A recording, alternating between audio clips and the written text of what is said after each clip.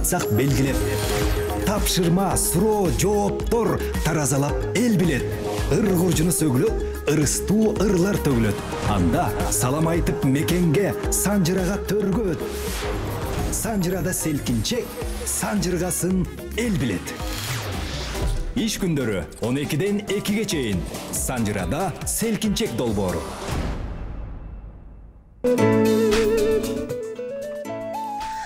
24-миңте кутмандуу күнүңүздөр менен ардактуу Санжыра радиосунун жалпы угармандары жана НТС телеканалынын көрөрмандары, кайрадан сиздер менен селкинчек долбоорунда амандашып атабыз. Кудай буюрса, алдагы 1,5 саат аралыгында чогуу болобуз. Бүгүн селкинчек өзгөчө термелет, өзгөчө күйлөнөт, мыкты чыгармалар менен бүгүн көңүл маанайыңыз сонун бир жакшы чыгармаларга толот. Себеби бүгүн Кыргыздын мыкты таланттары студиябызга келип отурат.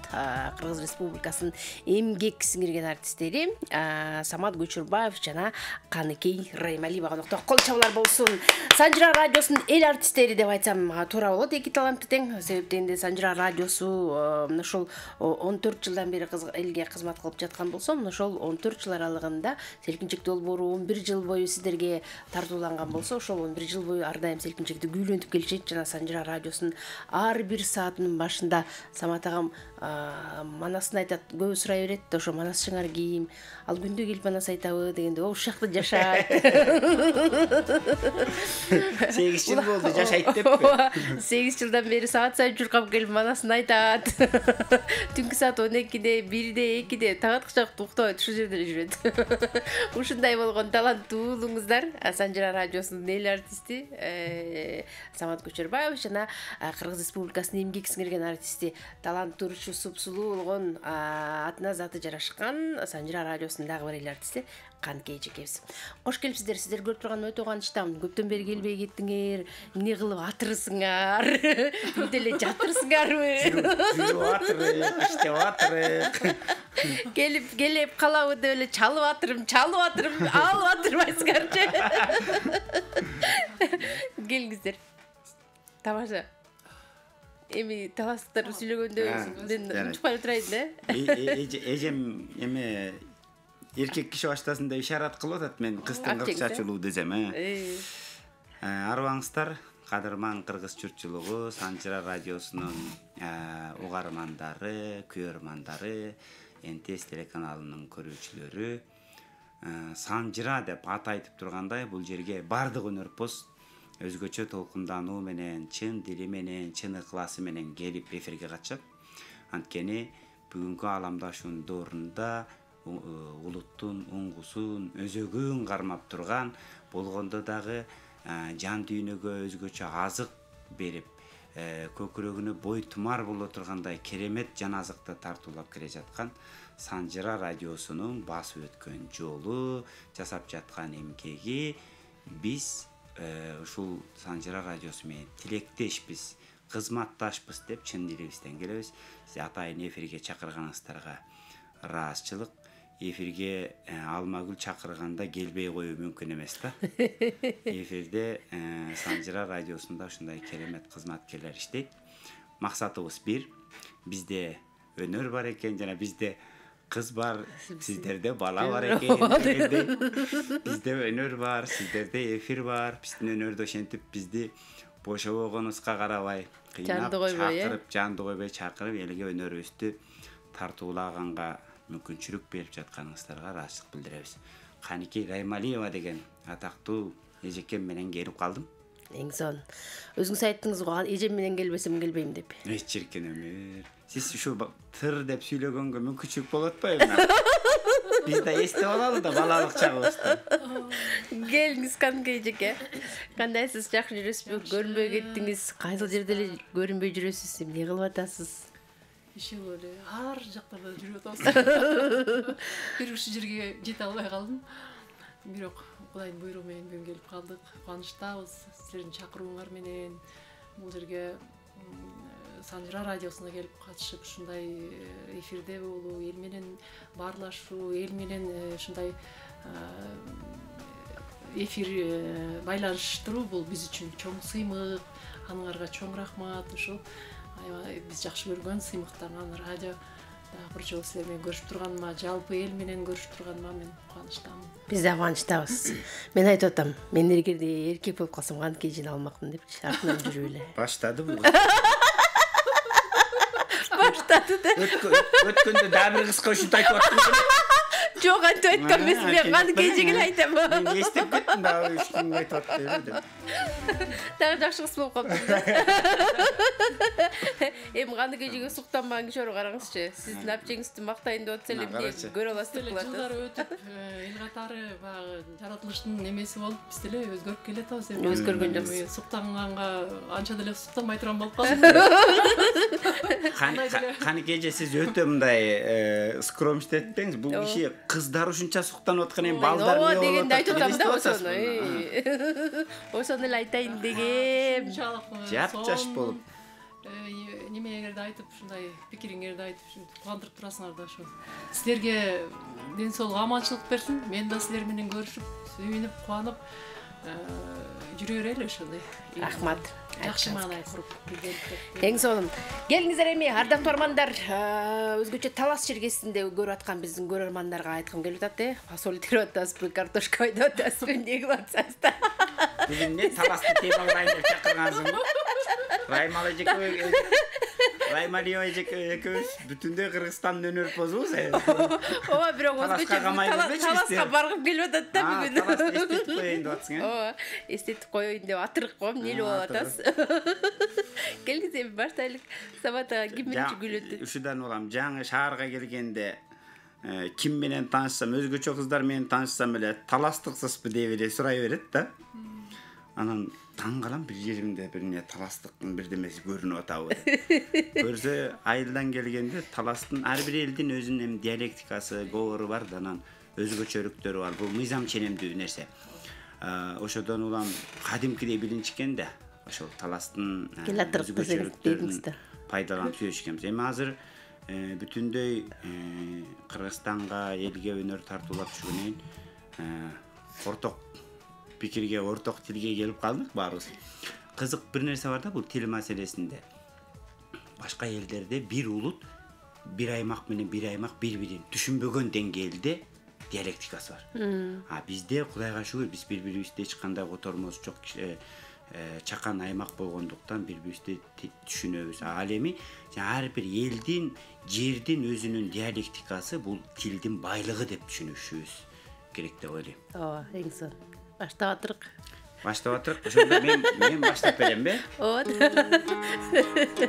Келгиз. Самат Көчөрбаев баштабаса болбойт да. Эркек баштаса, өрбөйт да. Келгиз.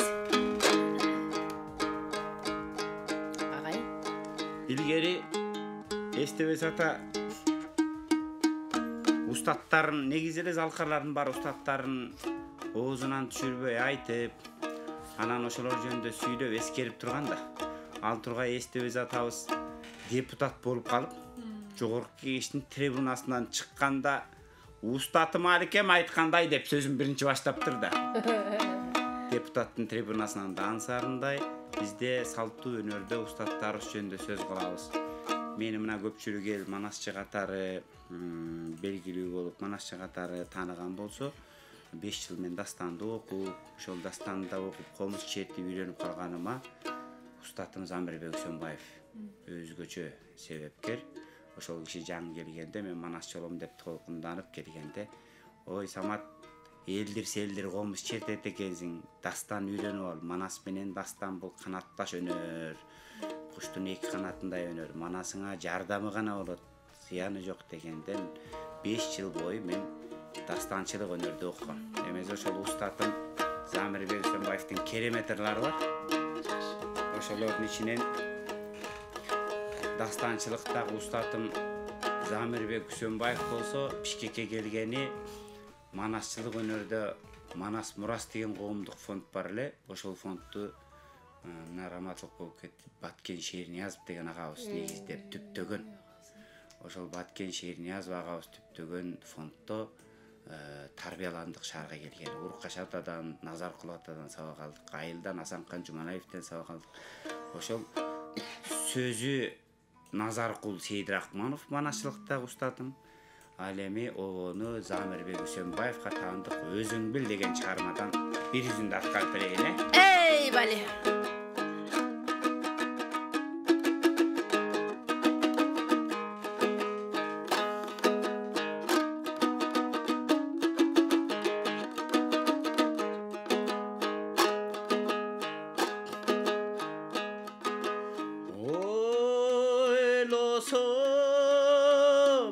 Sızda içimden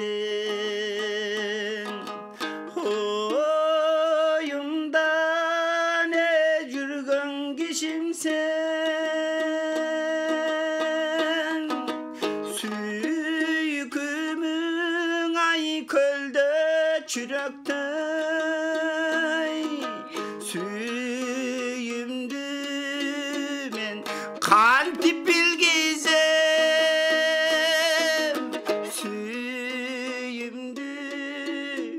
kan tipini gizem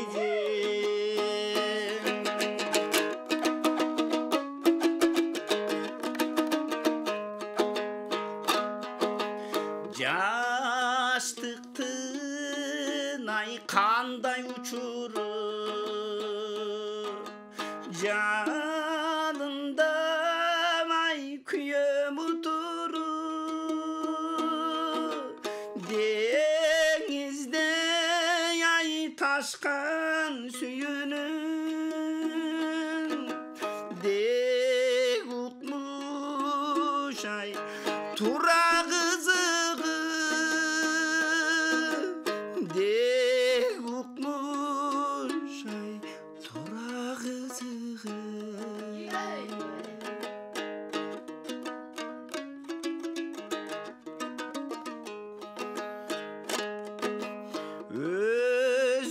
Özgöçüm ay suyu calcadım yapça özümdü ben sagan arnadım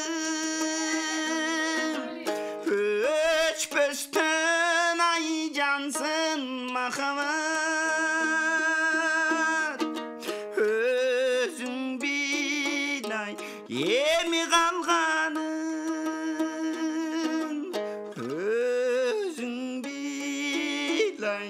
yemi kalgan öçpöstön ay cansın makavat özün bilay yemin arcağın özün bilay yemi kalganın oy özün bilay yemin arcağın Ey, bara geldi. Azamatsız kol çağlar sizge. Бара келди, бара келди. Керемет. Караңыз чаап жесин көрүп, эргип ушундай бир ырдап берди дейсиз. Канкей же өзүңүз билбейм, эмне кыласыз, сиңдиңизди кандай кыласыз, кандай ыры менен. Ушуну айтса, түшүнбөй коймок белем, ошо да. Өзүңүз түшүнүп эле болсоңуз, бири өрөндүн суусун ичсеңиздер анан кандай болуп калсын. Келиңиз Канкей жигем, Самат агама кандай ырыңыздарды дайындап атасыз?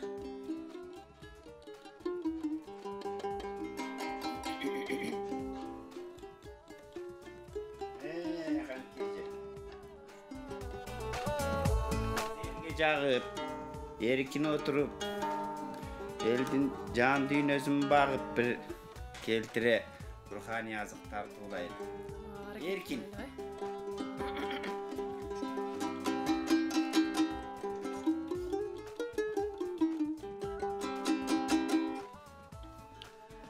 Мына мен Саматтын ырына жооп кылып сүй жаз деген ырды ырдап берейин, Жаз келбедиби? Эң зор.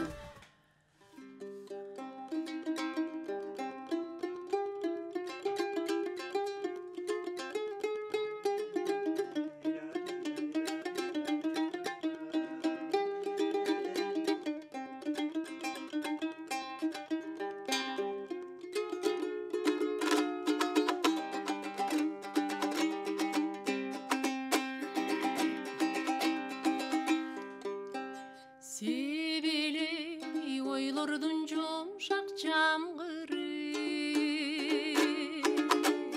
салкын тартып карадың менден узады кетпе алыска кетпе менин жаштыгым тончуктурба агызып шарыны ызаны чылт эткен жылдыздын үзүгүндөй сен кайда кеткенсиң жан секетим жүрөктү толукшуйт сүйүү жазы сен качан келесиң асыл кечим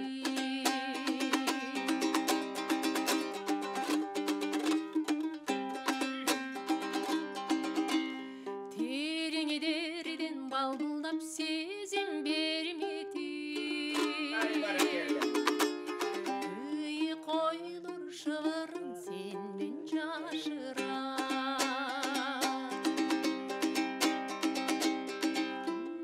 турба сен тереңдерден балбылдап сезим бермеди ый койлор шыбырын сенден жашыра күн кумтулган биздеги жашыл өмүргө аппак чандай тилектер жаппасылар чылт эткен жылдыздын өзүгүндөй сен кайда кеткенсиң жан секетим жүрөктү толукшуйт сүйүү жазы сен качан келесиң асыл кечим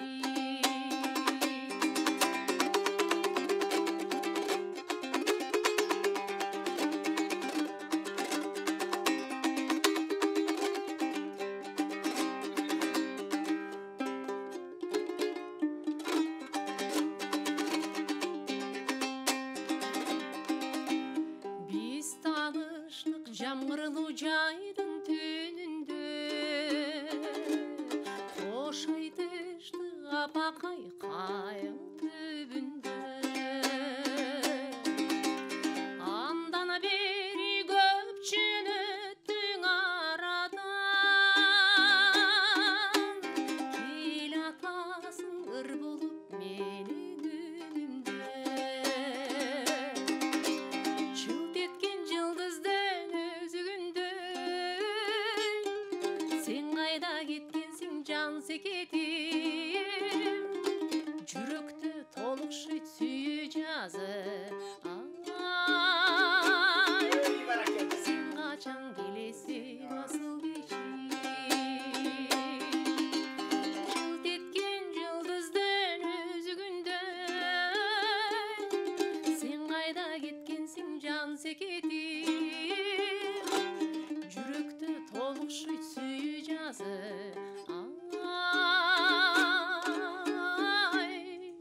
сен качан келесиң асыл кечим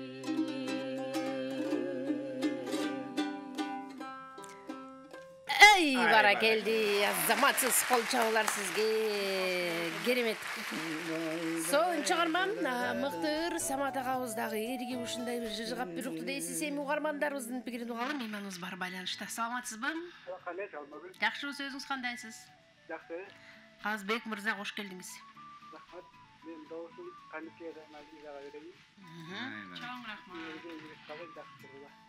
сизге да ийгилик каалайбыз бар болуңуз Канке эжекеңизге сиздин добушуңузду салып атырык сиз болсо келип туруңуз мейман бар саламатсызбы мен атырык батырык десем эле Самат агам жини келип атат саламатсызбы Саламатсызбы. кош келдиңиз Кусманды кандайсыңар? жакшыбыз өзүңүз жакшысызбы Кечинекти жакшы күйлөрүп атсыңар.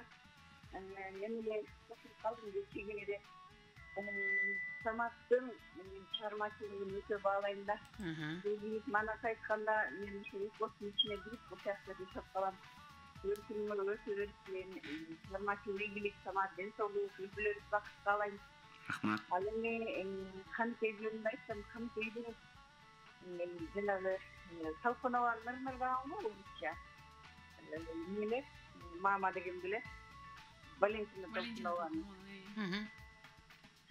Ошол кезде улустардын жумалып чапканын көрүп эмеде учумун ошо залда аябай сыймыктанганда Каныкейдин өзүнүн бир аргенде болгон үнү бар, өзүнүн бир өзгөчө кыргыз кыздарына таандык өзүн алып жүрүү адеби бар. Каныкейге да чыгармачылык ийгилик, ден соолук каалап кетүү менен анан добушум Каныкейге. Анан бир уруп кетейинчи, Каныкей сен өзүңдүн автордугуң болуш керек. Ошо эмеде Тармерден да ырдап бердиң эле, атын унутуп атам. Эстей жүрмөсүңбү? Мүмкүнчүлүк болсо ошол ырдап берип койсоң. Эстей жүрүп калдым. Бар болуңуз. Аракет кылабыз. Байланышка келгениңиз үчүн ыраазычылык билдиребиз. Келип туруңуз. Дагы бир угарманыбыздын пикирин угуп коелу. Ар бир лампада 3 угарман жана бир угарман бир эле жолу байланышка чыга алат. Себеби башка угармандарга да мүмкүнчүлүк берели. Күтүп аткандар абдан көп. Саламатсызбы? Алло, Алмагүл Алтыным, кандайсыз? Кош келдиңиз. Угатабыз. Баары сонун кенжежеке угатабыз.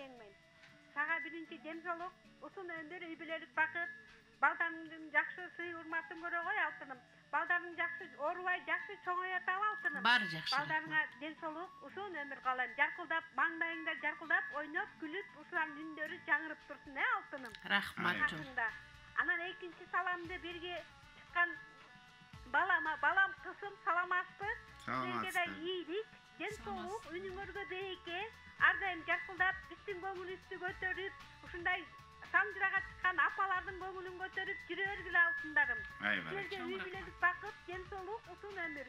Мен добушумду Каныкей сиңдиме берип коеюн, балама ден соолук, кенжежең атынан. Бар бол, аман бол Алтындар, бактылуу болгула. Бар болуңуз. Чоң рахмат, ыраазычылык билдиребиз. Келип туруңуз. Пикириңизге рахмат айтабыз, жылуу сөздөрүңүзгө рахмат айтабыз. Келиңиз анда Самат агам сонун чыгарма. Каныкейжем баарыбызды ойлондуруп, Жазды келтирди. Жазын айтып өттү. Ооба. Анда сиз Каныкейженин сулуулугун, аял затына тийиштүү назиктигин, керемет ырчылыгын сөз кылып атат, ар бир кыргыз кызы Каныкей эжекебиздей болсун. Жан дүйнөсүндө жүзүндө нур, жүзүндө нур, жүрөгүндө ыр болсун. Ооба. Каныкейженин маңдайыма коюп алып, биздин тил менен айтканда ажарлуу кыз дейбизби, көзал кыз дейбизби, сулуу кыз дейбизби, адеми кыз дейбизби, кызга барып атабыздын бир кылым мурун чыккан көзал кыз деген ырын атат. Эй, бали келиңиз.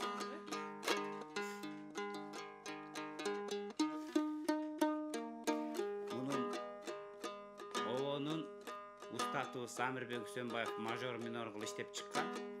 Устатыбыздан үйрөнгөн боюнча кандай үйрөнсөк азыр шакирттерге ошентип үйрөтүп жүрөбүз, эмесе ошону аткарып берейин.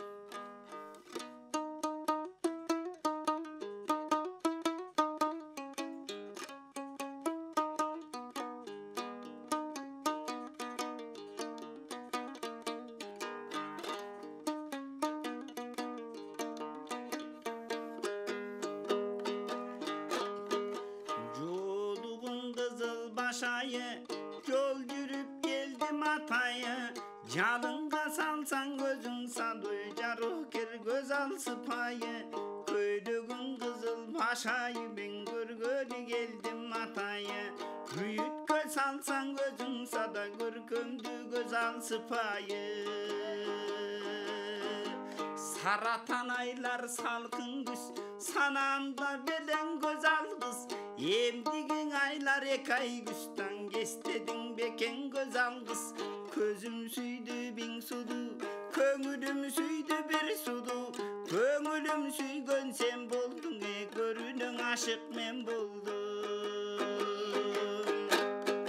Ар ким ырдайт сүйгөнүн, акылына түйгөнүн, ашык бир болуп жете албайдан карасат күндө жүргөнүм, мен дагы ырдап берейин, ашыгылыктан бир сабак, дак салдың куз жүрөккө, дарти зар көз алак тамак, бүрдөлдү жаштың ишекен күсөдүң сүйүү чарбагын аманат жанга бедектеппин ашыгдык гүлүн кармадым ал ошо гүлдү беришке мен көзалдың издеп баргамын булактан көрүп чак түштө мен булбулдай аба салгамын көрдүм дадай урууну кечтим дайран кулууну издеп бир келдим көз алгыстан кышкыдар сендей сулууну тааныбайсың сен мени тарпи кылат эл сени таанышалың шул жердең тартиптүү көзал келбериң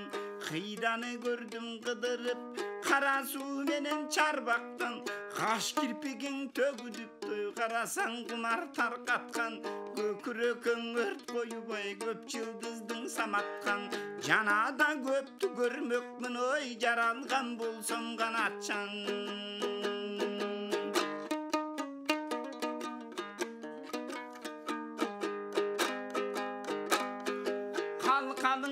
қалыңдан қайқалап бүткөн далыңдан безеленген бетіңден да беш талда өргөн чачыңдан чачың көлдің камышы өзүңүздүң сурасам да эмгектүү элдин калысы сураганымдын себеби сүйбөй бир киши келеби сыпайыдын жайыны да билбей бир киши келеби зыяда болсоң кулак салды зарымдын уктун гүлүмдан керек бир болсо көз алгысың көрө турган күнүмдө кайда барсаң жаныңда кынагың болуп жүрөйүн караңгыда жол бассаң чырагың болуп жүрөйүн күнүгө келип суалчуң ой булагың болуп жүрөйүн жашырбастан ачык айт эмине болсоң оюңда жүрөгүмдө дилиңген да туткунуң менмин торуңда кыйласаңдан көзүң бил ой сыйласаңдан көзүң бил тагдырым сенин колуңда баракелде заматсыз кол жабуулар сизге керемет сонун чыгарма мыкты аткаруу Самат Көчөрбаев агабыз аткаруусунда. Келиңиздер эми программабыз уланталуу 2 саат 51 мүнөт 57-77-98 сандардыр байланышып күтүп аткан мейманыбыз бар. Саламатсызбы? Алмагынча күйлөй баштады. Эсилек байкем, кандайсыз? Кош келдиңиз. Келдик. Манаңыз жакшыбы? Сонунда сен сураганда эле 6-7ге чыгат да билесиң. Ошондой эле болсун, келиңиз. Көмөр илгертен тааныштай эле болсо. Илгертен таанышпыз. Ошондой. Санжар радиосунда иштегенден бери, агай. Биринчи салам өзүңө ден соолугуң чын болсун, өмүрүң узун болсун. Рахмат. Хак ниетинде болчуданбы? Буйрса. Sen kılarsın, жақсысың да. Senden başka kıyım bir şey yok da. Rahmat geliniz. Irkçılardan gelip çalalı bu Sandıran'ın neyle akışıkları gelgen durbayı. Var kança yıldan beri gel atır he? Gel atır. Irda atır, manas aytı atır. Barın kılıp atır bular. Elder öyle atatko Talas Radyosu'nda oturağız deyip. Sandıra Radyosu ken unutmağla. Talasqa gede tetik atpası çoğurayan koylanıp giderse. Bolsun. Şunun var biri gibi Sandıra'a biri gibi işte. Densoğluğun var çın bolsun, ömrün var çın bolsun.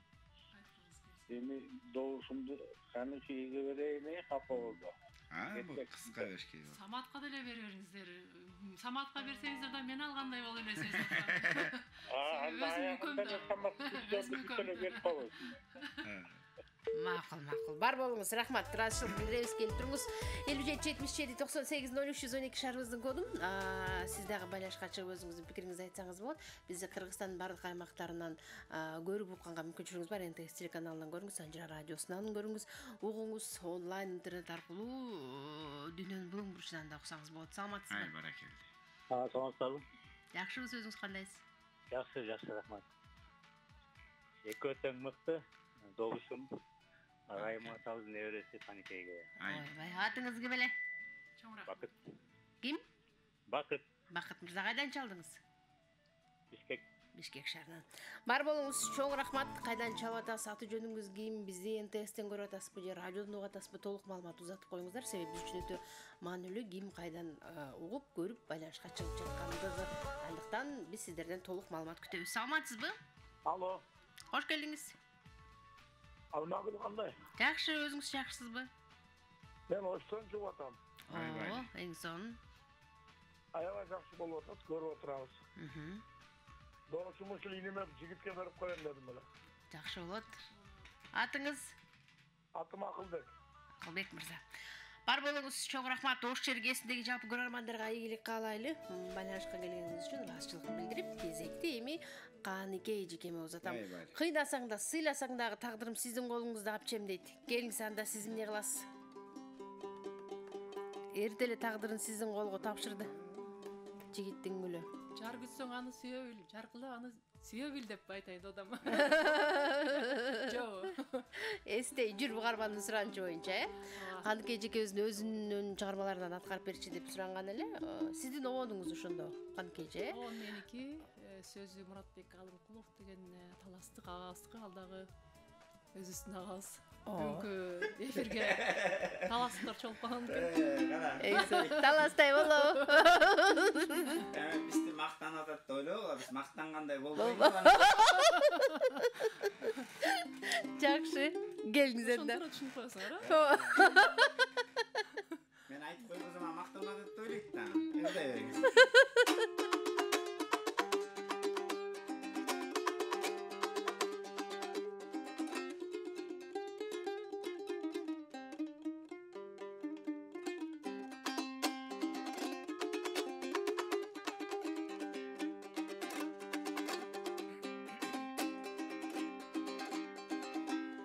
Жарашып басык чырайың, жан тартып назик ырайың. Бир кирой болсо сендеги, бир эмес миңге сынайын.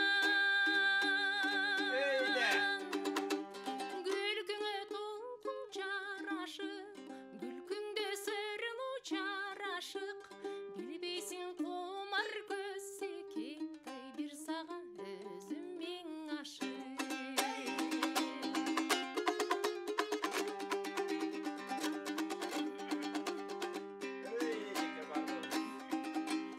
Талайың тапсын жан теңиң, жан теңге жаксын бал кебиң. Бутагың бүрдөп гүл алып, бузулбас болсун кан тегиң. Жар күтсөң аны сүйө бил, чаркылдап аны сүйө жүр. Менчилик наркың туюлса да, жан оруп ага күйө жүр.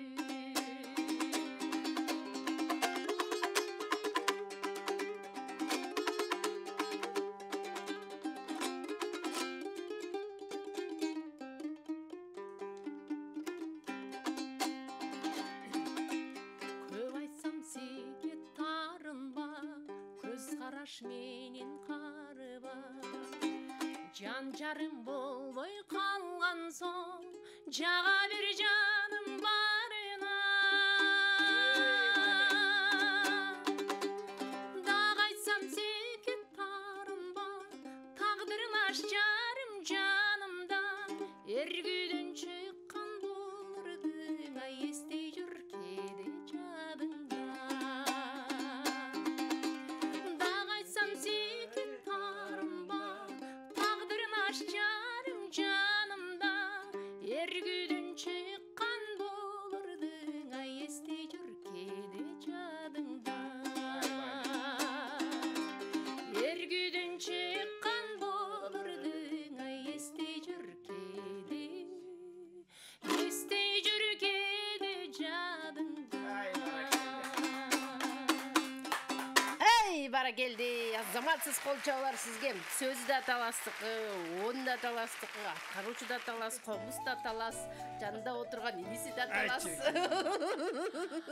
Таластай болобу? Мына ушундай ардактуу армандар. Мактангандай болбойду дегендин башы ушул болчу да. Сонун керемет мыкты аткаруу арманыбыздын өтүнчү боюнча Каныкей эжекебиздин өзүнүн жакшы ондорунун бири эстей жүр. Бул бир эле башка дагы сонун ондор бар Каныкей эжекемдин, 57 77 98 0312 шаарыбыздын коду. Бизде болсо мейман бар. Саламатсызбы? Алло. Оу. Кандай сонусуңар бейни? Бар жакшы. Жакшыбы? Эң сонун кош келдиңиз. Райли эжекебиз, Ооба. Менин жакшы мындай болбой жатпайбы. Ошо баарыңарга ошо салам айтам, ден соолук, өмүр баарыңарга бүгүнкү ошо программаңар көңүлдүү өтсүн. Ден соолук каалайм. Анан бул жерде эки чыгармачылык топтуштуруп экөө тең жакшы көрүп жүргөн чыгармачылык топ экен. Мен Каныкейди атан жаштагым. Себеби Каныкей экөөбүз бир жерде чогуу сүйлөшүп отурганбыз. Мен ошо Токтогул районунан болом, бирок баягы Бишкекте жашайм да. Анан атым Райла. Анан ошо Каныкейге узун өмүр үчүн дейт. Ар дайым ошо үй бүлөсүнө бакыт. Рахмат.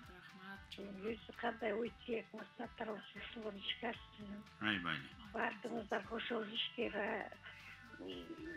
болсун деп ойлойм. Мындан ары чыгармачылыгыңар өркүндөй берсин.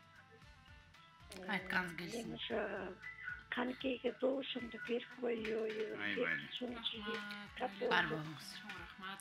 Рахмат, ыраазычылык билдиребиз. Байланышка келгениңиз үчүн рахмат айталым. Ден соолуктуңуз, урмаңыз, мейманыбыз бар. Саламатсызбы? Саламатсызбы? Кандайсыз? Кош келдиңиз. Азыр эле башка номерден чыккам. Каныкейден эстей жүргө сунанып аткарып бергениң үчүн чоң рахмат. Каныкей кадимкидей эс ала түшөм. Анан эми тең жүргөндө теңирим сиздир дейт. Азыркы кийинки добушумду Саматка берип коеюн. Саматтагы өзүнчө бир талантты башкарып турган жигит, кыргыздын белдүү жигиттеринин бири эжекесин гүзал кыз Назикбек деп мактап отурган жигитке добушум. Ай, баракелде. Рахмат. Өзү да арт тарабынан жакшы, сонун жигит. Арт тарабы Мен талант. мактай берем азыр. Мен баштайт экенмин азыр. Мейман бар. Саламатсызбы? Алло, саламатсызбы? Кош келдиңиз. Мен Оштон чалып атам мен. Батас. Анжа сонун өтүп атат. Добушум Каныкей Арамалиева. Атыңыз ким эле ага? Самат. Самат агабыз экен. Бар болуңуз Самат ага. Рахмат айтабыз. Добушуңузду Каныкей эжеме каттап койдум. Көргөнүңүз НТС укканыңыз Санжира радиосу болсун. Бизде кыска жарнама бар, андан соң улантабыз. Биз менен чогуу болуңуз. Санжирада селкинчек санат ыр деп серпилет. Жаңы сезон башталды. Жалпыга айтсак белгилеп. Тапшырма, суроо, жооптор таразалап эл билет. Ыр куржуну сөгүлөт, ырыстуу ырлар төгүлөт. Анда салам айтып мекенге, Санжирага төргөт. Санжирада селкинчек, санжыргасын эл билет. Иш күндөрү 12-ден 2-ге чейин. Санжирада селкинчек долбоору.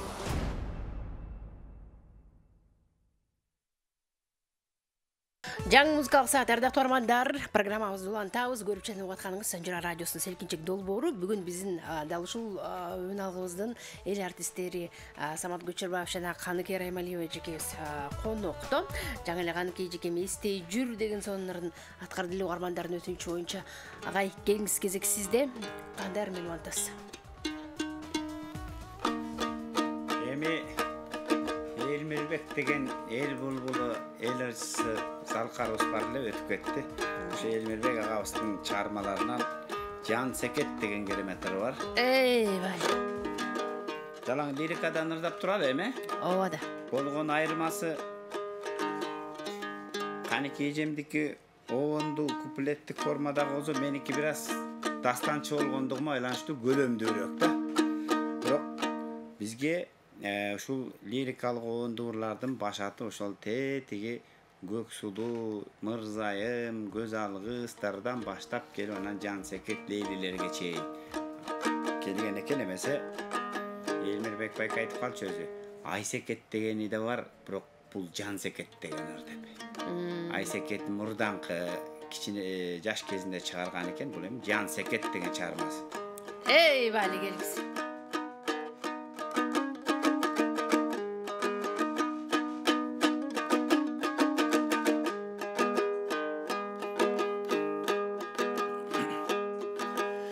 Жүткүнүп жетпес жүзүмдү секет, жүзүмдөй сенин жүзүңдөн секет, жүрөктүң эзген үнүңдөн секет, капталда бышкан карагат секет, карагат сенин көзүңдөн секет, кайбанаң айткан сөзүңдөн секет, көрөпкү эми өмүрдү жаштык, ötömbü sensiz ömürden seket, ötömbü sensiz ömürden seket.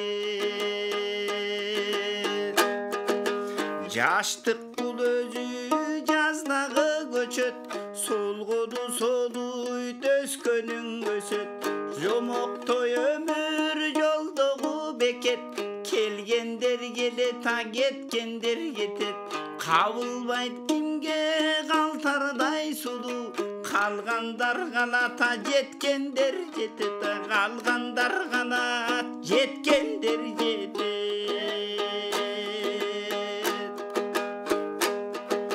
Жалын ой жалын жаш күдүм секет, жайдубуз жашыл чак бүгүн секет, өмүргө түтү күйүттү билсең, күйгөн чак кетет бак күдүн секет, жомоктой өмүр жолдогу бекет, келгендер келет, кеткендер кетет, кабылбайт кимге калтардай сулуу, kalgandar galata жеткендер жетет, kalgandar galat жеткендер жетет.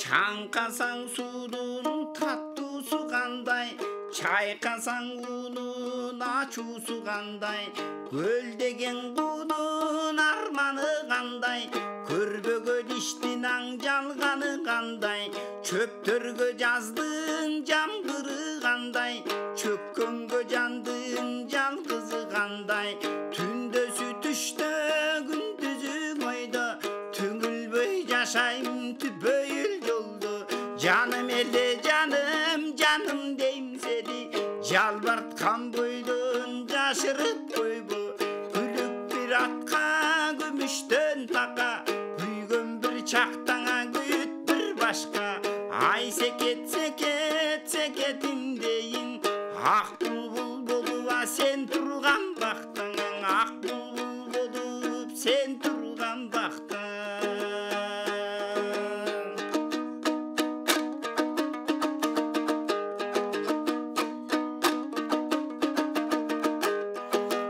Ачылган калга жабылат секет, адамдың адам сагынат секет, өкарың бир тең, көк ташың бир тең, көз барда дүйнө көрк берет билсең, кагышкан таштын учкуну түшсө, калдайган токой өрттөнөт билсең, акыйкат жашоо деп айтат бары, аңдабайт бирөө аңдек айтат адың, аламды каптап баратат адың, агарган эмес карайган жагы, ырдаган ырдайт жүрөгү канайт, ырдандан эч ким ала албай канат, бирөөлөр бизге табылбай калды, бирөөлөр биздин таба албай канат, бир гана менин сырдашым бүгүн, bir tamчы жашым тып эткен барак, bir tamчы жашым тып эткен барак. Ай, баракелди, азаматсыз кол чабуулар сизге, керемет.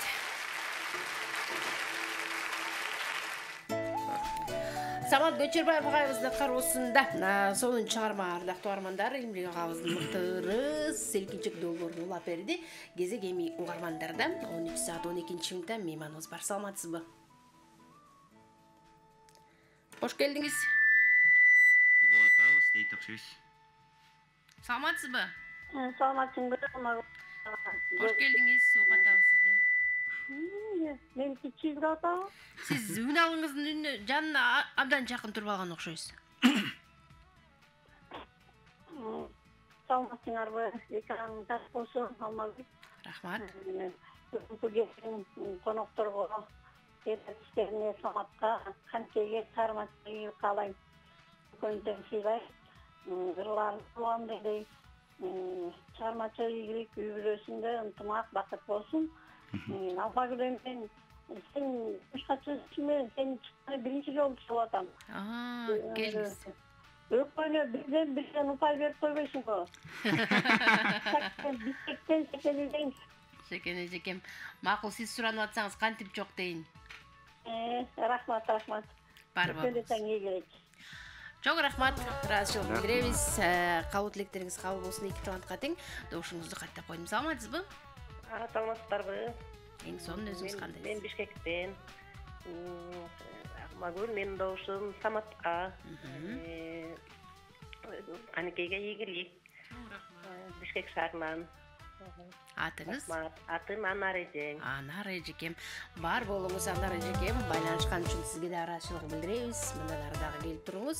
Кийинки меймандын пикирин угалы 57-77-98 сандарын терип, сиз дагы байланышка чыгып, бүгүнкү келген биздин таланттарга кабыл тилегиңизди, жакшы сөзүңүздү, же балким сурооңуз барбы, балким сиз каалап жаткан чыгарма окугуңуз келип аткандыр, сурансаңыз дагы орундатканга аракет жасайбыз. Саламатсызбы? Алмазым Усман кел. Рахмат, кош келдиңиз. Усман Гүлдейсиз. Рахмат, келиңиз. Силерге ийгилик чыгармачылык каалайм. Кубан мырза, Гөлдөн. Ооба. Келиңиз. Добушум канчей айымга. Үнүнөн таанып калгансызбы баарын? Оода. 10 жылдан бери. Кеткүрөн кайда жүрдүң мурдатан деген ырлардан суранат элек. Кайда жүрдүң мурдатан ырдап коесузбу дейт. Ырдап жүргөн ырлардан дейт. Бар болуңуз, чоң рахмат. Ырдап беребиз дейт Канкей эжекем алдыдагы мүнөттөрдө. Самат агам эргитип жакшы бир ырдасар, анан ушул кайда жүрдүң эле мурдатан деп ырдайсыз да, же кандай кыласыз? Келиңиз Канкей эже. Жан секет деген сонун ырдан кийин сиз кайсы ырды ырдайын деп атасыз? Мен анда кайда жүрдүңдү анан ырдап берейин, ошо азыр башкарга да даярданыңыз эле.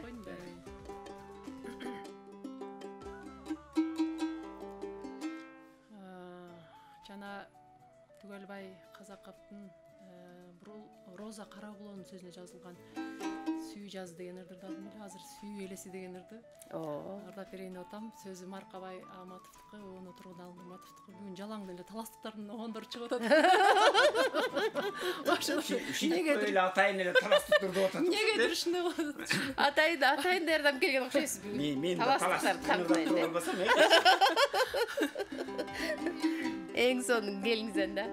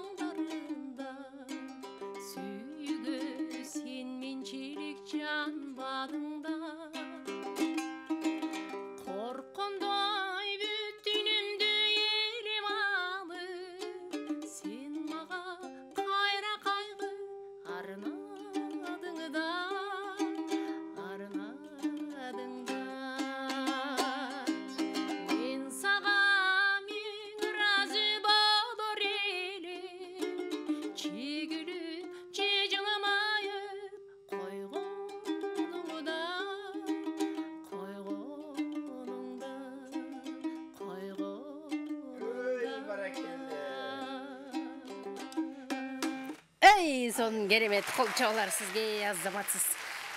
Же жылмайып же күлүп койбойсуң дейт. Мен ошондой бир бактылуу болот элем деп ырга салып ырдаган Каныкей жекемдин кереметтери, ардактуу армандар, көрсө бул дагы таластыныр экен. Таластан чыккан таланттуу агабыздын оолу экен. Кабыл алыңыздар, эми угармандардын пикирин угуп коюп, анан таластык байкеме кезек берем. Ошондо мен да таластын оонунан ырдаймбы? Каалагандай. Андай эмеспи? Жо таластыкын ырдайм десең сага деле макулбуз. Ырларым ушундай болуп калды. Тамашалап атасыз. Өзү эле ошондой бүгүн, ошондой болгусу келип атат, Жакшы. 77-98 ардактуу армандар, ушул эфирди Токтурду Санжира радиосунун YouTube каналынан көрө аласыз. Биз алыс жарда көрүп аткан көрөрмандар бар болгон болсо, комментарий бөлүмүнө да билдирүү калтырсаңыз болот. Жана түз эфирден байлашка чыгам десеңиздер, биз сиздерди алдагы мүнөттөрдө күтөбүз. Линиябыз бош, байлашып пикириңизди айта кетиңиздер. Каныкей Раймалиева жана жанам Самат Көчөрбаев агайыбыз бүгүн биздин студиябызда конокто. Угармандар келгиче анда ырыбыз улай берет окшойбуз. Келиңиз Самат агай. Же күлүп, же жылмайып койгондо сага ыраазы болот элем деген эжекеңиздин жакшырына.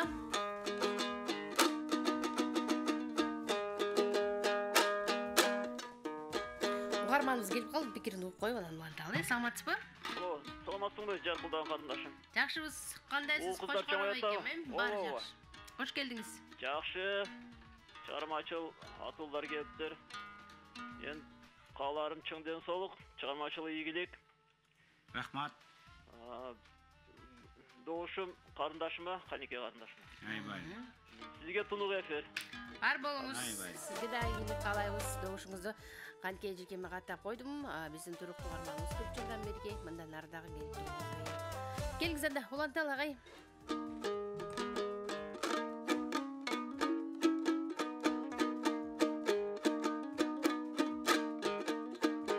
Лейлиден ырдайын, Кубат Болотканов, Лейли.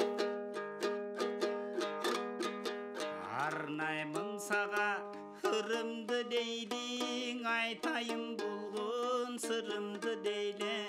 Арналган алтын белегим ушул, ардактап туткун мунумду дейле. Жодурап анча кадана дейди, жүрөгүм дезип караба лейли. Жүзүмдөй болуп мөлтүрөп бышкана, жүзүңдөн жаныма садага дейди. Талчыбык тая буралган дейли, тараз бир боюң кыналган лейли.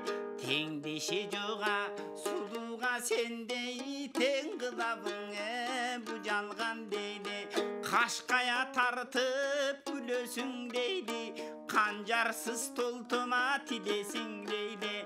Кайгыңды тартып каноодо жүрөк, муңумду качана билесиң дейли.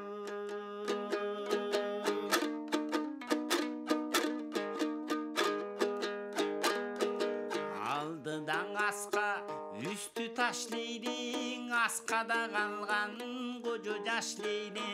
Өмүр бир бою өрттөнүп күйгөн Зулайкадай жарлар ас лейли. Темир кулакын айтылуу дейди, телмире жазган айсулуу дейди. Теңдеши жок өзүнүн башкаң, теңгеде тагаңа кайсулуу дейди. Эрсеметея чүрөктөйлейди, ел козутуп сүрөттөйлейди. Ери шаркага өтсөк жибирген, эгиз бир бүткөн жүрөктөйлейди. Жел кайып менен байыштай дейди, жабыгы ордуңа кайышпай дейди. Сүйүүнүн дамын татсакчы биргеңе, Курманбек менен каныштай дейди. Жашылды кийсең жарашат дейди, жарданып элдер карашат дейди. Жалын жаш өтүп баратат бүгүн, жарокер кылып ала жат дейди. Кызылды кийсең жарашат дейди, кырданып элдер карашат лейли кырчын жаш өтүп баратат күндө кыял кеч кылып ана жат дейди. Келди азаматсыз кол чабууларды сизге жаңыртабыз. Эң сонун Самат Көчөрбаев агабыздын калысында лейнем. Бизде болсо байланышта мейман бар. Унса 23-минутта билинбей убакыт бат өтүп жатат. Сиз болсо пикириңизди айтып жетишип калыңыз. Мейманыбыз бар. Саламатсызбы? Саламатсызбы? Кош келдиңиз. Мен Саматка берет элем. Себеп дегенде айылдашым миним. Сиз Таластан келатырсызбы? Талас жок, Бишкектен эми Таластамын. Атыңыз ким эле?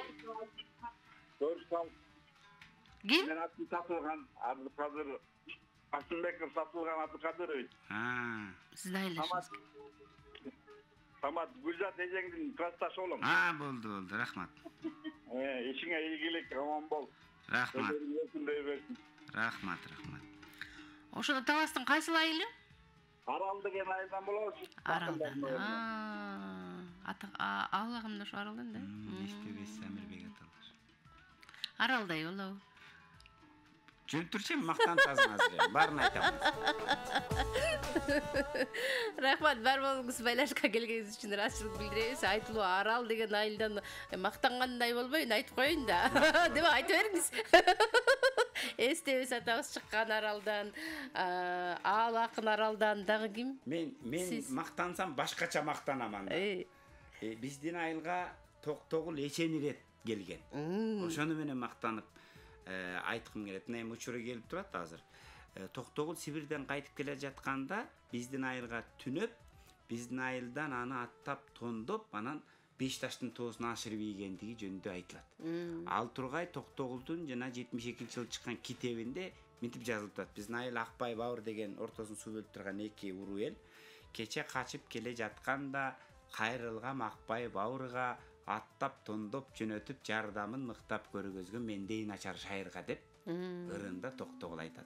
Токтогул Алымкулду таап, Алымкул атай Эстебес Турсуналиевди таап, Эстебес менен Алымкулдун артынан Замирбек Үсөнбаев, эл акынан Атай Өмүрканов, Төлөш Турдалиев дегендердин бардыгы ошол аккан арыктан суагат дегендей Токтогул келип өнөрүн тартуулап көп тели тең туш дос күтүп, шакирт күтүп жүргөн айылдан.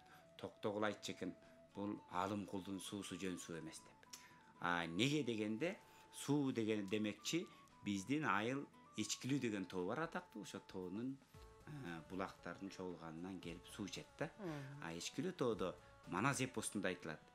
Таластын ылдый бетинде, кен колдун кыйгаш четинде, аскасың аспан тиреген Ичкиленин каразоо боорун ойдурдум, атаңдын сөөгүн кануулум так ошо жерге койдурдум. Демек ошол Манастын кабыры жаткан, сөөгү жаткан жердин топтолуп келген суудан биздин айылдын эли суу ичет. Ошо сиздин айыл, ошо Токтогул, ошо сиздин айылга барып эле койгону жакшы экен. Ошо жактык болуп калса эмне кылабыз? Мына. Анда эмне деп айтып. Ал Токтогул сиздин эле айылга бар дейсизби? Көп эле айылга барган деп эле калсам. Тамаша агай, тамаша бар. Угарман бар, саламатсызбы? Алло. Алло. Келиңиз. Алло. Кош келдиңиз. Саламатсыздар. Саламатсызбы? Алмабыз кандай? Жакшы, өзүңүз кандайсыз? Сага өзүңө тунук эфир. Рахмат. Эки ырчы келген экен, жакшы, Кудайга шүгүр. Бага жагат. Но Саматтын эмеси жагат.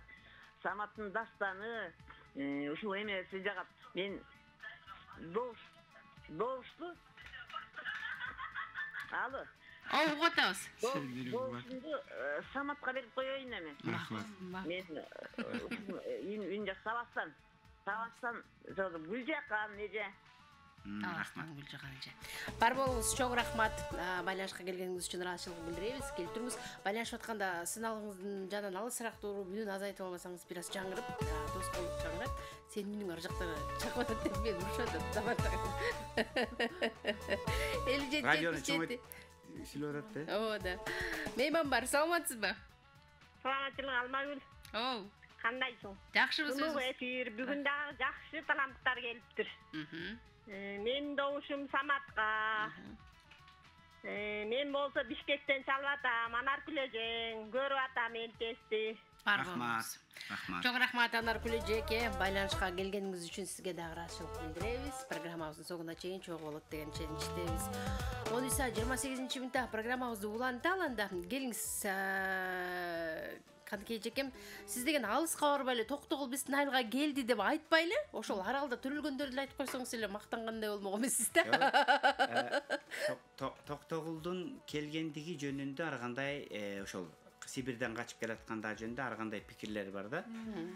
Бул жерде бир нерсе биз тамашалап талаасан Токтогул деп атпайбызбы? Негизи өнөрпоздор чыккан жерден ошолордун таасири менен бир нече өнөрпоз чыгат экен. Ошол эле Токтогул азыр кетмен төрөнө. Ошол Токтогул корголдордун таасири да. Так ошосуңар эле биздин аралда мен айтайын дегеним Алымкул, Төлөш, ошо мен жогоруда атын атап аткан Анатай Өмүркановдордон баштап эстебес Замирбек аталардын таасиринен улам биз чыгып атабыз да. Бирок анын башаты ошол чөлкөм эле эмес, чөлкөмдөгү өнөрпоздор бири-бири менен байланышып, анан ушудан улам өнөрдүн булагы үзүлбөй келе жатат. Мен жана эчкилүү айтып атканымдын себеби бул Манаста айтылган окуя бүгүнкү күндө дагы өзүнүн сырдуу тарыхы бар. Ошол себептен сөз арасында козгоп аткан.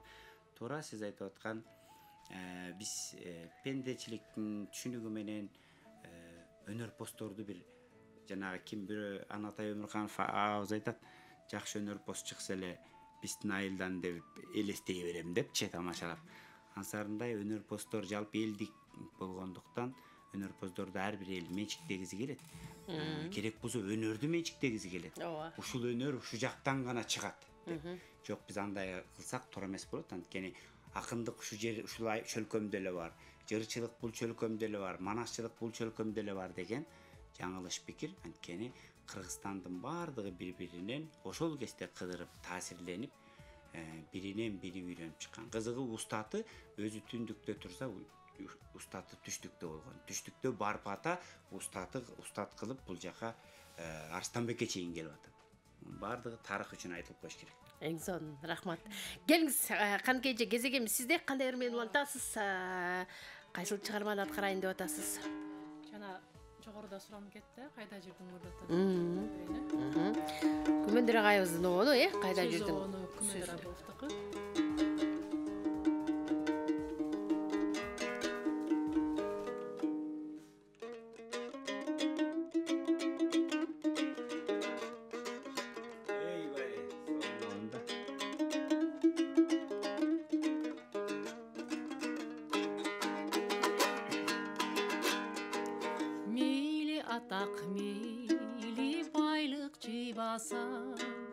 Мен өзүң деп дүйнө кезим мыржаза.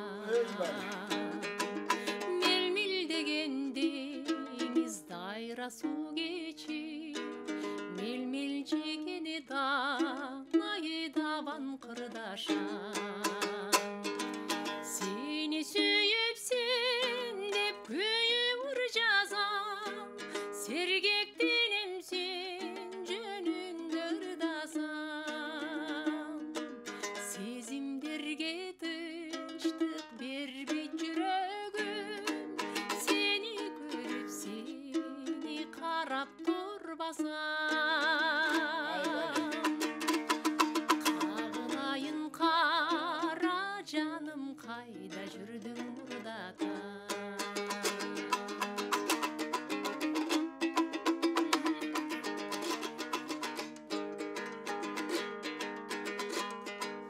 Мендени катып жамалыңды бурбасам, мен сендик мен кайды керлик кылбасам.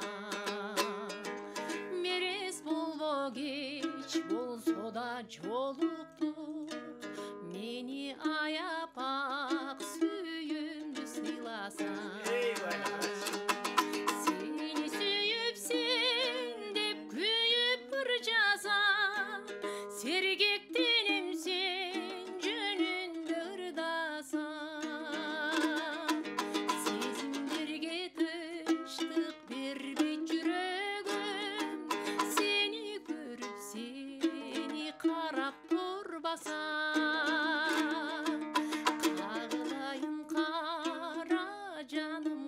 кайда жүрдүң мурдата.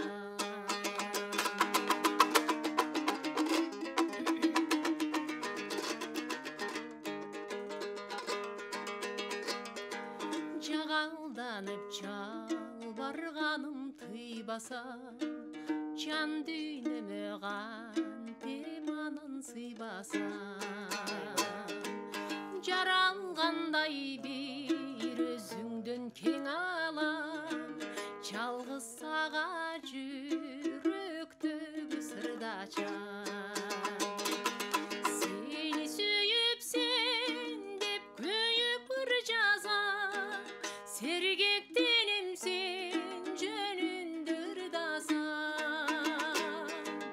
Сезимдерге тынчтык бербейт жүрөгүм, сени көрүп сени тиктеп турбасам. Тагылайын кара жаным кайда жүрдүң мурдата. Тагылайын кара жаным кайда жүрдүң мурдата.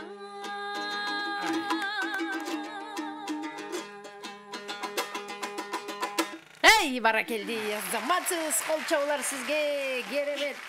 Гүмөндөр Абылбаевдын сөзү онда таандык болгон кайда жүрдүң мурдатан. Бул чыгарма кимге арнадыңыз эле Гүмөндөр агай деп эфирге келгенде сурагам дагы. Анан кийин кимдики десем өзү билет деп айтпай койду. Ырды кимге арнасам ошол адам билет, башкасы билбей эле койсун деп койду. Да. Ооба, сөзү ондагы Гүмөндөр агай. Ошондо ал киши деле айта албайт экен да мага. Не болуп калды? Гүмөндөр агай өзү айтпаса ал киши деле айта албайт да. Ооба да. Мен мага арнаган деп. Ооба да, ким айтат? Анда билим калган атпайбы? Айтса болор деле жеңе санат да. Ооба да. Значит, мындай нема болуп калат эми. Тарыш болуп калбасын да. Деген үчүн ошондой, э? Чыгармачыл адамдарга ушинтип жеңелер тарынып берсе такыр эле болуп кетет го да, э? Тарынбаш керек негизи. Тарынбаш керек. Кайда жүрдүң мурдатан? Азыр Мурдар чыгарса бир жөн, кийин айтып атат да. Каники экөөбүздүн эл көңүлү үчүн ырдап аткан ырлардын баардыгын анан кийин даректеп алсак жаман болобуз го, э? Ооба да, ошон үчүн туура кабыл алыш керек, э? Угарман бар, саламатсызбы? Саламатсыңарбы? Кош келдиңиз. Алмагүл кандай денсаулыктар жок? Баары сонун, өзүңүз жакшысызбы? Бүгүн жакшы атактуу уртулар келиптир. Менин жолдошум Каникеге, мен Бишкектен чалып атам, Дамира эжеңиз. Дамира эжеңиз. Бар болуңуз. Чоң рахмат, ыраазычылык билдиребиз. Келип туруңуз. Каттаалык Дамира эжеге кыска нуска пикирин айткан угарманыбызга рахмат айтайын. 57-77-98-0312 шаарыбыздын коду. Программабыз жыйынтыктарына аз эле убакыт калды. Шашылыңыз. Саламатсызбы? Саламат, кандай? Жакшы, өзүңүз жакшысызбы? Кош келдиңиз. Жакшы, мен эжеңиз атаңмын. Телеге чыгып аткандардын эң улуусу менмин го деп ойлойм да. Айланышка чыккандардын, э? Эскерте чыгып барам да. Жакшы, ата келиңиз. 2 жашка ийгилик, бул чыгармачылык ийгилик каалайм да буларга. Рахмат. Анан боореке самак. Укулукту дагы Тиге так убакта аяган чүстү. Ушул аяга катып баалайм, ушу самат Көчөрбаевдин немесин. Кызым болсо, бул 10-чу дагы турбайбы, мен билбептирминби? Ооба. Эйбали. Экөө тең жакшы чыгармачылыкта жүргөн адамдар, мен улуу адаммын да, ошон үчүн мен экөөнү тең кыялбай турам. Макулбуз. Экөөнө бир-бирден добуш берип коёбуз деген. Макул. Бар болуңуз. Чоң рахмат, ыраазычылык билдиребиз адам. Байланышка келгениңиз үчүн ыраазычылык билдиребиз. Манас айтканы, ырдаганы, ар бир сөздү так айтканы Саматтын ушунусу менен өзгөчөлүнөт дейт. Жакшы көрөм, сыйлайм дейт. Агабыздын пикирин жакшы угуп алдыңыз дагы, э? Ал эми Каныкей эжекебиздин 10-чулугун биринчи жолу катам, жакшы обону бар экен. Бар болуңуз дейт. Дагы сонун обондор бар, алда да ырдайбыз. Саламатсызбы? Алло, саламатсызбы. Арзу сиздики эжеге. Кош келдиңиз. Чынар эжекебиз. Денсаулыктарың кандай, жакшыбы? Баары сонун, кутман күнүңүз менен. Баары аман экен. Эң сонун. Өзүңө денсаулык, аман бол, бар бол. Асманың ачык болсун, эфириң тунук болсун. так эле ушинтип жаркылдап жүрө бер. Рахмат. Мындай жанып эле. Бүгүн да жакшы учурлар келиптир. Өкөнөтең таланттарына таазим, иштерине ийгилик, өздөрүнө ден соолук. Мен болсо Караганда шаарына алтын тургулумун, атым болсо Чынар, көрүүчүлөрмүн. Угушуңармын деген бүгүн НТС каналынан. Мен доушунду бул санатка бербейм. Тамактагыбыз беребиз. Чоң рахмат. Бар болуңуз, рахмат, ыраазычылык билдиребиз. Келиңиз эми Каражаным кайда жүрдүң мурдатам деген соондан кийин Самат агам.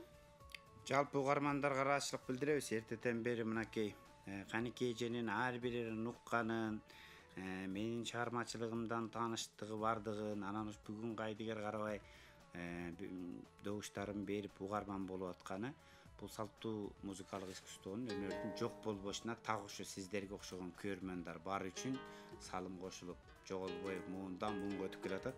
Бизден кийин дагы өнөр постор бул салттуу чыгармаларды аткарат, эмесе ошол салттуу демекчи салттуу ашыктык ырларынын бири болгондо да көч баш болгон Көксулуу деген чыгармадан кыскартылган эмес, кысылган вариант кылып ырдап берейин,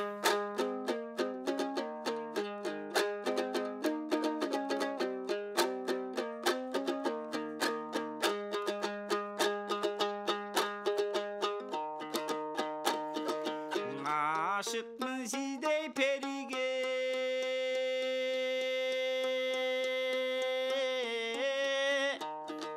Aytalbay sırrımı debige Adamdı bınçağınabay ayttırбай bilsen emine Kızıgam sizdey perige Kıynalam çındap demige Kişini mınça çurkatbaydı Kımbatım bilsen emine Ay yüzlü betin nur çalıp Haziringdin oylosun ben aylımda jatpayım tın çalıp Altının çaçkan jarıktan aylanam gürkü gur çalıp Gün yüzlü betin nur çalıp Kılığın eske düşkündü Külügö jatpayım tın çalıp Küşün çaçkan jarıktan da gün göylür gürkü gur çalıp Kızıktın işi kurusun degilin öyle de tarttım mınçanı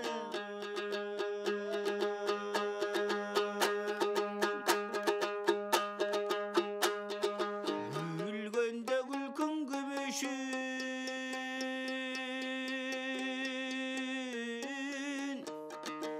Gülgünde kızdın güdüsün güyüt kötüşüp yürüşüm Gülgünüm aytçı gibi üçün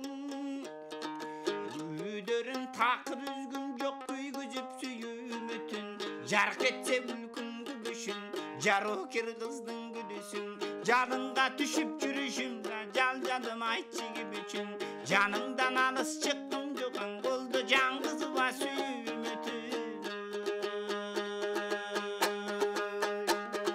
Görüşkön günüm saltanat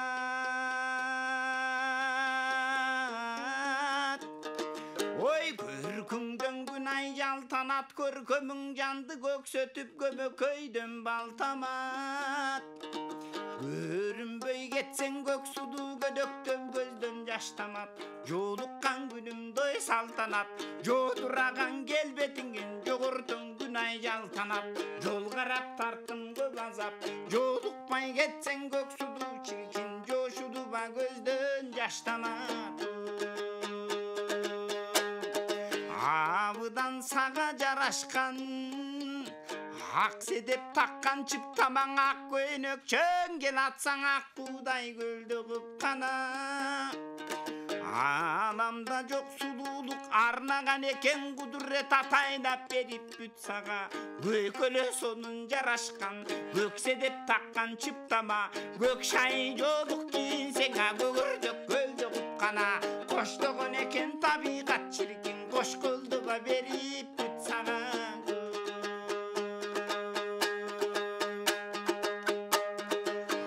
Aksıdın jeri biyik jer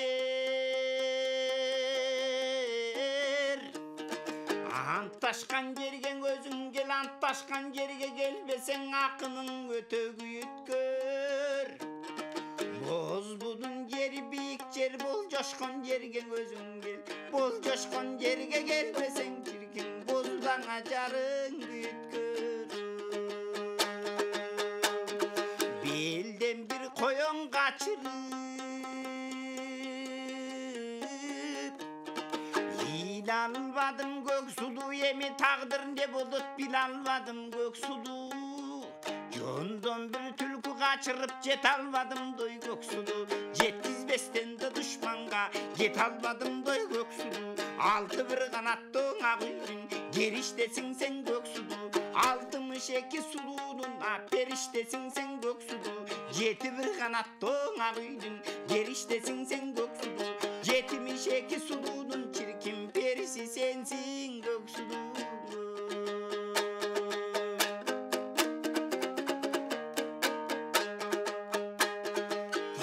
Tuştan tağdır koşpodu. Tel toru tandavat çapsam tel torun attan ozbodu. Teğirim salıp bulgayın tek jaktan dartım gözgödüm. Tepkedey gezden bir жүрgön atteği biz kıynay tokşodum. Kurdaştan yazmış koşbodum. Kuladan tandavat çapsam kuvantıp attan ozbodum. Kudayım salıp pul içti da kuzadar dartım gözgödüm.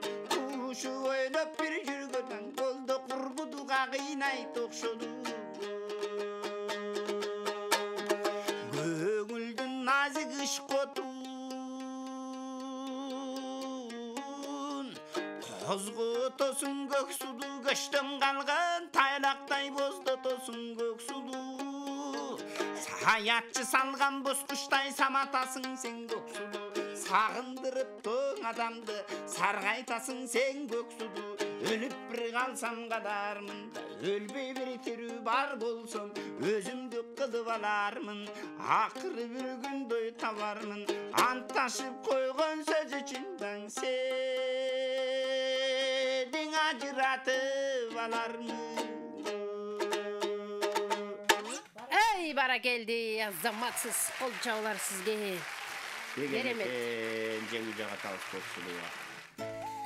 Мыкты аткаруу, мыкты чыгарма Самат Көчөрбаев агабыз аткаруусунда редактормандар 10:46 программабызды улантабыз. Көрүп жана угуп атканыңыз Санжыра радиосунун селкинчек долбоору иш күндөрү 12-ден 14:00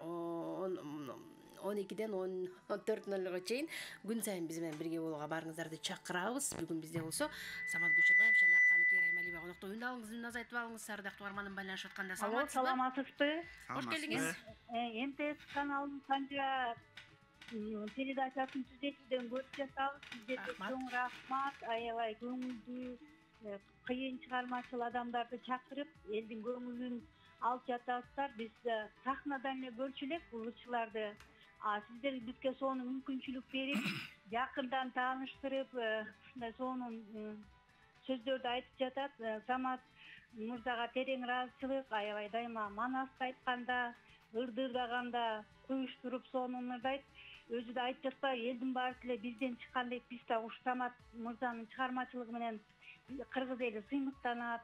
Рахмат. Анан Каныкей айымга терең ыраазычылык, сонун ырдайт экен. Менин Самат мырзачылык кылат болуш керек. Каныкей сулууга мен өзүмдүн добушумду берип коеюн. Бишкектен Чынаркүл, Самат, Каныкей айым, сиздерге чыгармачылык ийгилик. МТС каналы дайым ушундай чыгармачылык адамдарды эл менен жакыныраак тааныштырып турганыңыздарга терең ыраазычылык. Бар болуңуздар, бай болуңуздар. Бар болуңуз. Рахмат. Бар болуңуз. Чоң рахмат. Ыраазычылык билдиребиз. Жакшы сөздөрүңүз үчүн добушуңузга Каныкейге каттадым. Кабыл тилектер кабыл алынды. Келип саламатсызбы? Оу, жакшысызбы, кандайсыз? Ой, чүйлүктөрдүн таластыктара чоң салам.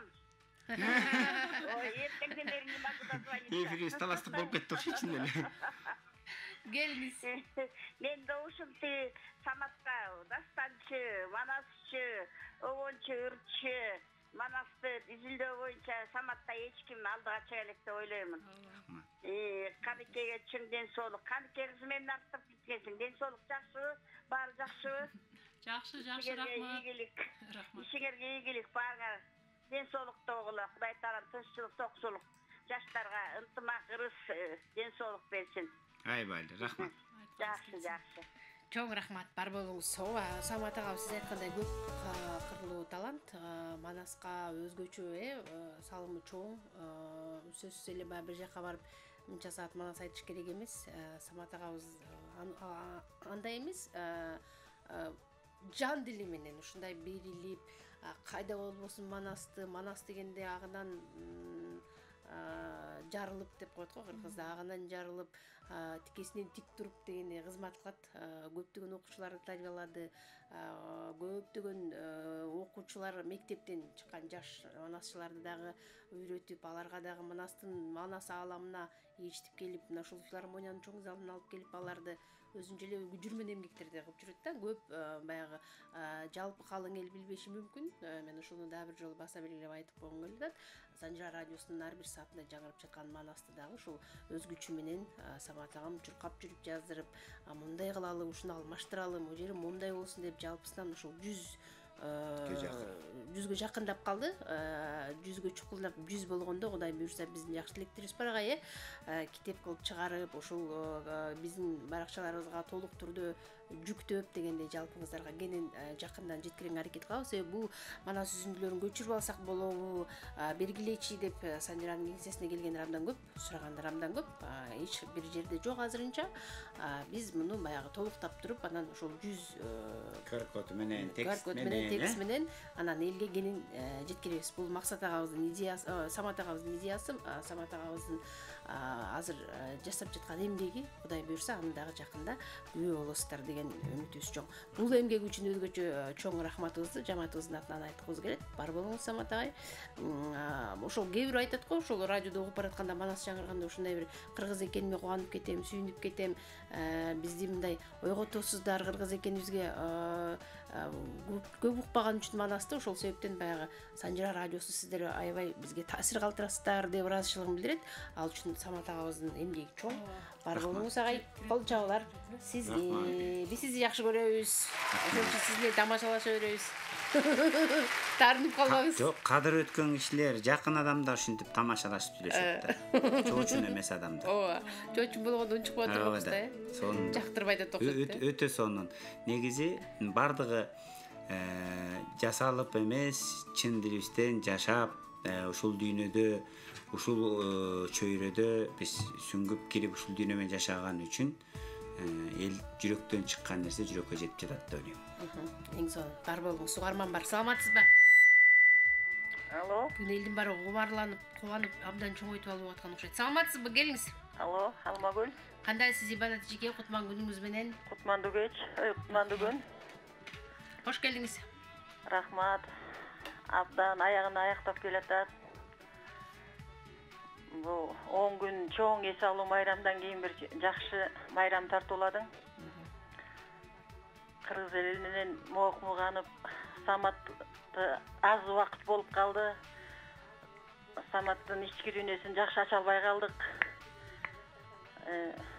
Бирок жакшы. Кудай ушунусуна да шүгүрчүлүк кылалы. Каникей кыз 4 тарабың төп келишкен, 4 кыздын улусуң. Абдан сымбаттуусуң, өзүңдү караган ургачылардын мындай үлгүлүү кыздардын бирисиң. Кыргыз маданиятында кандай бир топ кыздар жүрсө, ошол топ кыздардын арасында катарында жүргөн кыздардын бирисиң. Иштериңе ийгилик. Мына эл артиси деген сөздөр алынып атат. Буйрса быйылкы жылдар ушу Каникей сага да жакындап калды окшойт. Эл артиси келе турган күндөр. Эмгегиң өтө зор. Көп жылдан бери ырдайсың, бир калыптасың, өзгөрбөйсүң, өзүңдү мындай үлгүлүү кармайсың. Эмне ойлор болсо, эмне тилектер болсо аша берсин. Бактылуу жашаанын рахатына жете бергиниң. Айбай. Карылыктын рахатына жеткиниң. Ишиңдин ийгилигин берсин. Бала чаканын үзүрүн көрүп, эл журттун батасын алган дөөлөттүү карлыктын жакшы күндөр менен өмүрлөрүң узара берсин. Бар болгонуң кызым. Саматка болсо ийгиликтер, сени окутуп аткан уул кыздар айланайын, садаган болоюн. эл ичинде Самат деп элди көксөп турат. Жанакы дана кыздырдаган жигит андан беш өкөңүр эгиз косудайсыңар да, ошонун атын фамилиясын этемин таппай койдум. Өмүр Закаипов. Карачы, карылык деген ушул экен да, ойлоп атасың окшойт, мен бир 50 жашта деп 80ге жакындап калдым. Ошонун атын таппайм эртеден бери. Ким эле деп эле отурам. Сиздердей угармандар, көрмандар бар болсун. Ошо Самат ийгилик кысага айланып кетейин. Жан дүйнөң ыр менен жашайт. Ушунчалык берилесиң, сахнанын адамысың, турган турпатың, жүрүш турушуң, колуңа комуздун жарашканы, 4 жараң төп келишкен мыкты мырзалардын бирисиң. Өсө бер балам, өркүндө бергениң. Сенден билим алган кыргыз элинин уулдары дүйнө жүзүнө жаңырып турсун. Дүйнө жүзүнө манасты жеткирип, колдоп коштоп турсун. Эч нерседен кем болбо. Бактылуу күндөрүң көп болсун. Бал ширин татыган жашоонун рахаттары көп болсун. Өмүр каалайм, ден соолук каалайм. Алмагүлдүн үй бүлөсүнө ден соолук, бала чакасына рахат. Элге кылган кызматыңды Алмагүл, уул кыздарыңан көр, бала чакаңан көр. Кудай Алла Таала бакыт таалайды кайрып бере берсин. Аман болгонуң, бар болгонуң, иштериңде ийгилик. Бүгүнкү күн абдан ырыс кечиктүү, бактылуу тойдой болуп өтүп атат. Баарыңыздарга тең ийгилик каалайм. Добушум. Рахмат. Каныкей кызга. Рахмат. Эй, баракелде. Айбай. Бар болуңуз. Чоң рахмат. Ыраазычылык билдиребиз. Жакшы сөзүңүздөрдө ар дайым күн сайын келип туруңуз. Ыраазычылык билдиребиз. Биздин кандай угармандарыбыздар бар, көрдүңүздөрбү? Ушундай сонун адамдар, сонун сөздөрүн камдап сиздерди күтөт. Ошон үчүн чакырганда келиңиздер. Биз жөнүндө деген сиз жөнүндө деген берүүдө ушундай кишилер сыртынан билген, өнөрүн сүйгөн, өнөрүн жакындан билген адамдар ушинтип сүйлөп берсе, бул элдин пикири да, керемет да, кандай сонун. Жанында жүргөн дос, тууган, тааныш, чыгармачыл адамдын пикири бир бөлөк, жалпы карапайым элдин өнөргө, өнөр поско болгон пикири кандай сонун, кандай жагымдуу. Ооба, эң сонун. Бар болуңуздар. Рахмат айтабыз. Билинбей бизге бөлүнгөн убакыт сааттагы соңку мүнөттөрүнөн келип калган экен. Албетте, бүгүн аз тойбой калдык, ырлар аз болуп калды деп атышпайбы угармандарчы? Кеден ача албай калдык депчи. Ошон үчүн экинчи бөлүктө Кудай буйрса, 1 айдан кийин кайра келебиз деп сөз бериңиздер. Буйрса. Аракет кылабыз. Буйрса. Азыр сөз алып албасам элдин алдында, угармандар алдында. Бая күн эле бармадым беле, бара берем деп урушат Самат агам мени. Алмагүлдүн ыкмасы ушундай элдин алдына алып чыгып, анан убада алып, анан өткөндө макул дебеди беле деп анан элге жарыялап анан чакырып алат. Ошентпесем келбей этпейсиздерби? Рахмат. Эми бул биздин милдетибиз, өнөрүбүздү элге тартуулап туруп, бирок ошого ушул Санжыра радиосу шарт түзүп берип аткан. Санжыра радиосу мен үчүн бул ыр жаңырган, ырдын гана борбор эмес, бул Кыргыздын, мына бүгүн президентибиз жарлык чыгарып, Улуңгу жол деген атайын программанын негизинде мамлекеттик катчыбыз Сүйүнбек Сапарбекович баштап иштеп аткан иштин бул убакка чейинки жасалып келе жаткан угу деп айткым келет. Бул жерде идеологиялык, бул жерде кыргызды руханий агартуу маселелери, кыргыздын өзөгүнө кайтуу, кыргыздын өзүн өзү таануу иштери жүрүп жатат десек болот. Анткени жана Манасты дагы мына Айда Ибакова эжекебиз ушул Санжыранын башында туруп, НТСтин башында туруп биз жасап жатканда биздин максат ушул болчу, биргелешип сүйлөшкөн максатыбыз. Биз Манасты узак болбосо да ара чолуда аз-аздан Манас жөнүндө, биздин фольклор жөнүндө, салттуу музыка жөнүндө маалымат бере берели. Ошол джингл формасында, жаңыча формада музыкалаштырып элге жеткизсек, бир укканда 1 мүнөттө бакай ким, чубак ким, сыргак ким, көлдүн сүрөттөлүшү, таластын сүрөттөлүшү, оштун сүрөттөлүшү, каркаранын сүрөттөлүшү деген сыяктуу окуяларды элге жеткизе берсек, бул агартуу иш болот деп. Мен билген 8 жылдан бери жан дүйнөнү гана агартпастан, руханий дүйнөнү гана агартпастан адамдын аң сезимин, кыргыз болуп өзүн таануусуна дагы салым кошуп келаткан Санжыра радиосуна учурдан байланып ыраазычылык билдирем. Рахмат, бар болуңуз. Кызматташканыңыз үчүн сиздерге да ыраазычылык билдиребиз.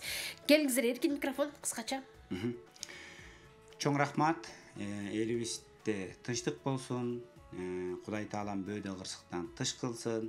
Ар дайым жүзүбүздөн нур, жүрөгүбүздөн ыр кетпей, кыргыз өзүнүн өзөгүн таанып, өздүгүнө кайтып, тамырын таап, кыргыз дүйнөгө атактуу кыргыз эли катары өнүккөн алдыңкы мамлекеттердин катарында кошулуп, ар бир кыргыздын үйүндө ыр күлкү болсун.